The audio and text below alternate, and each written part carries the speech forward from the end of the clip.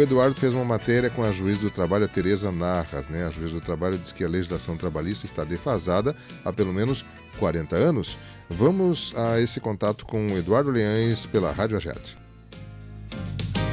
O limite das relações laborais e a condição análoga à de escravo foi debatido no mitin jurídico da Federação. A palestrante do encontro foi a juíza do trabalho de São Paulo e professora da PUC do Rio Grande do Sul e de São Paulo, Tereza Narras. Em entrevista à Rádio Agerte, ela falou sobre diversos temas, como a liberdade do contrato de trabalho, a falta de legislação para o trabalho escravo, a atual legislação trabalhista, a escassez dos postos de trabalho seletistas e a inclusão de Ubers e entregadores, entre outras profissões. Tereza Narras falou primeiro sobre qual o limite das relações laborais e a condição análoga à de escravo.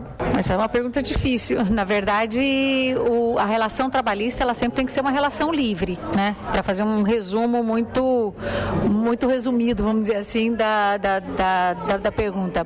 E se você não tem liberdade na escolha do contrato ou na escolha das condições de trabalho, eu posso cair aí na questão da escravidão. Mas o contrato ele já vem pronto.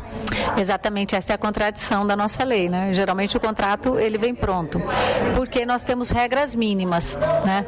O que a gente tem que ter é uma certa liberdade para poder negociar, mas regras mínimas tem que ter no contrato de trabalho. Por quê? Porque na verdade ele é um contrato que as partes elas não estão na mesma linha de negociação, né? Geralmente aquele que contrata ele tem um poder negocial maior do que aquele que está sendo contratado.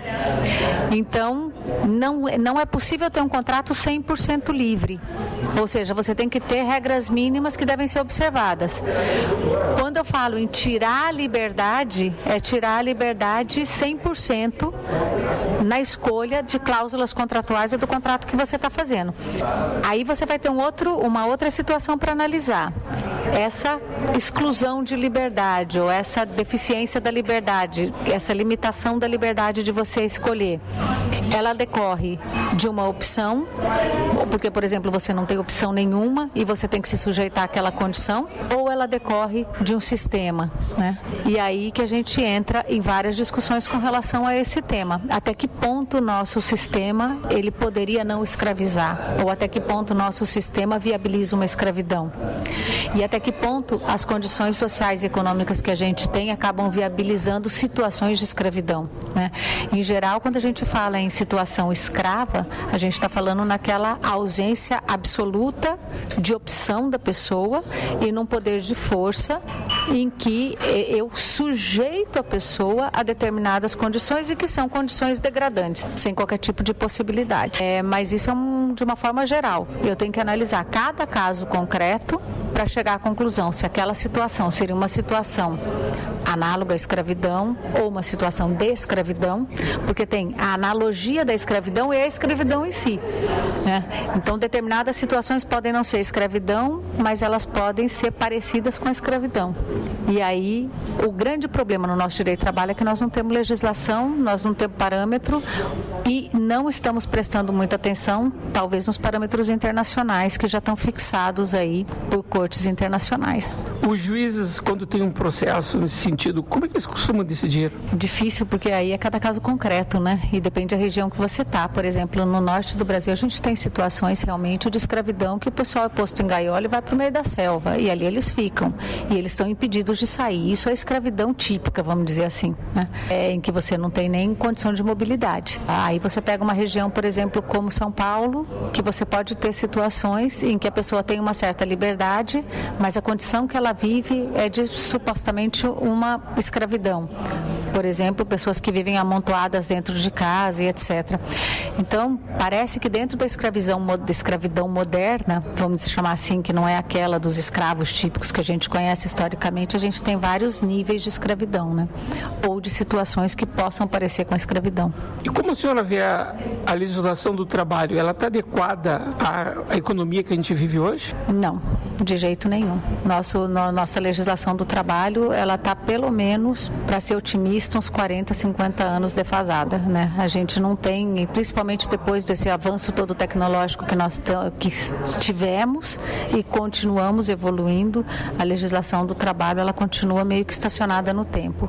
Acho que a gente tem que parar de reformar a CLT e fazer um código do trabalho que seja inclusivo e possa abarcar todo tipo de trabalhador. O que a gente tem é uma lei que é direcionada só àquela pessoa que tem carteira de trabalho. Os outros tipos de trabalhadores, eles estão cada vez mais marginalizados. E que mudanças a senhora sugere? Um código do trabalho que seja condizente com o século XXI, né? Tem algum país como parâmetro?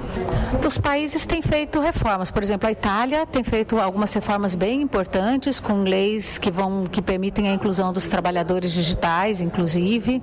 A Espanha fez diversas reformas também, né? Várias críticas com relação também a algumas reformas que a Espanha fez. Mas eu acho que a gente teria que investir primeiro numa liberdade sindical, porque me parece que uns sindicatos eficientes, modernos, inclusivos, eles conseguiriam abarcar em um grande número de contratos e de situações que a lei não consegue, porque a lei ela sempre passa por um processo legislativo mais demorado, mais burocrático, e as negociações que podem ser negociações coletivas, principalmente a nível de empresa, me parece que elas são mais eficientes, mas para isso eu preciso ter liberdade sindical, e no Brasil a gente não tem liberdade sindical. Doutora Tereza Narras, juíza do trabalho de São Paulo e professora da PUC do Rio Grande do Sul e de São Paulo. Como a senhora vê essa realidade do mercado de trabalho em que menos da metade das pessoas não têm os direitos trabalhistas seletistas? É o que eu estava falando com relação à marginalização de outros tipos de trabalhadores, porque postos de trabalho tradicionais, eles estão cada vez mais escassos. Então, a reorganização empresarial e a reorganização digital, ela vem fazendo novos tipos de relações. E a gente está parado em uma relação só, que é a relação subordinada tradicional. Enquanto a gente continuar insistindo nisso e fechar os olhos para as outras relações, fica muito complicado da gente conseguir uma inclusão do trabalhador ou a garantia de direitos mínimos. A questão de direitos mínimos é a inclusão social desses trabalhadores, né? Que é a proteção social que eles têm que ter. E isso a gente não tem para tipos de trabalhadores que estão fora, vamos dizer assim, da CTPS. Então o que a gente tem que ver é um universo além da CTPS, enxergar que as empresas mudaram, elas mudaram as suas estruturas e o direito do trabalho nosso não acompanhou. Nessa inclusão, a senhora colocaria os MEIs, Uber, entregadores? Todos eles, né? Então, discutindo aí, veja bem, nós estamos, interessante essa pergunta, porque você dá um exemplo justamente dos trabalhadores em plataforma. A gente tem discutido o trabalhador em plataforma pensando que existe somente Uber e iFood. Não é assim. A Eurofound, que é um instituto europeu, elencou, se eu não me engano, 12 ou 13 tipos de trabalhadores em plataformas, de trabalhos em plataformas em geral. Enquanto a gente está falando em transporte de pessoa e transporte de mercadoria e de comida, né? Então, quer dizer, ou a gente avança com relação a tudo, ou a gente vai continuar mantendo essas pessoas excluídas, né?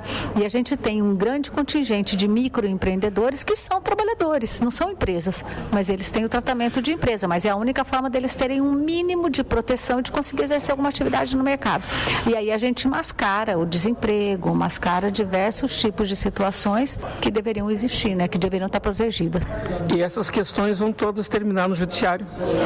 Vão todas terminar no judiciário, e o problema é que a decisão, ou ele é trabalhador empregado ou ele é trabalhador autônomo, o que é injusto dos dois lados, porque muitas vezes ele não é nem autônomo e nem empregado subordinado. E nós não temos uma lei de trabalho autônomo que seja uma lei adequada. Então, conclusão, a gente tem um universo de trabalhadores que estão excluídos e que o Estado insiste em não incluir. Ouvimos a juíza do trabalho em São Paulo e professora da PUC do Rio Grande do Sul e de São Paulo, Tereza Narras. Para a Rádio Agerte, Eduardo Liães. Obrigado, Eduardo, que acompanhou esse meeting jurídico da Federação e que trouxe a palavra aí da doutora Tereza Narras. Bom, 9h56, foi refeita a conexão lá com o centro administrativo. A gente vai fazer um